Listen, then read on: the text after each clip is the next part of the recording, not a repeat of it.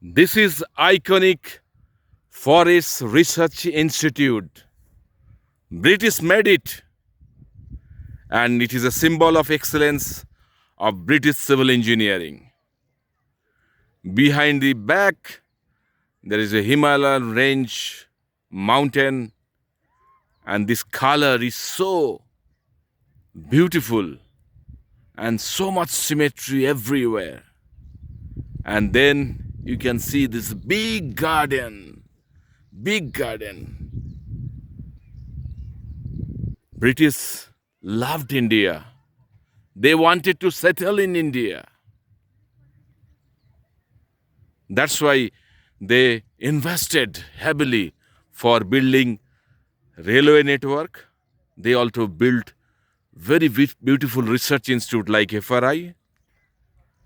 They built many big beautiful cities like Mussoorie, Shimla, so that they continue to stay here. But Netaji Subhash Chandra Bose, Mahatma Gandhi, they had a different idea about freedom. So they wanted complete Azadi from British Raj.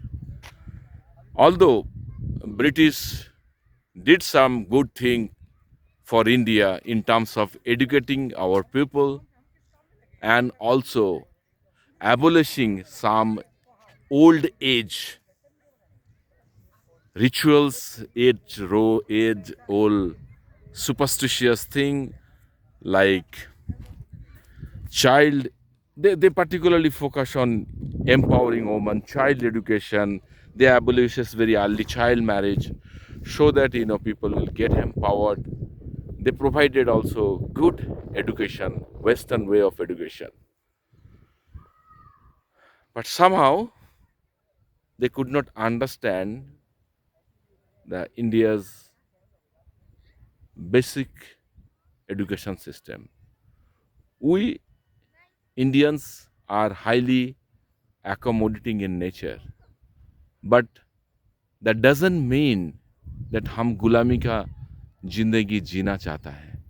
हम शादियों से में आज़ादी थे, हम embrace किया changes, and also we provided freedom. Unity in diversity is in our culture. But one thing, British wanted to force the British way of life in India that we could not accept after certain time. Those who are educated in Western education, particularly in England, they understood that the way they are living in England, it was a democratic way of life. But the same British, they were actually not following the same democratic way of living in India. They were forcing Indian people to live in a different way of life.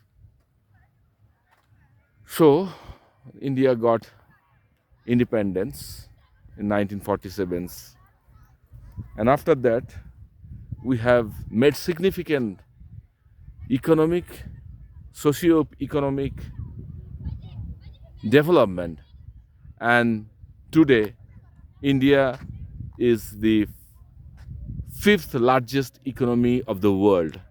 And if our current GDP continues to follow 77 to 8% growth, very soon we are going to be the third largest economy in the world.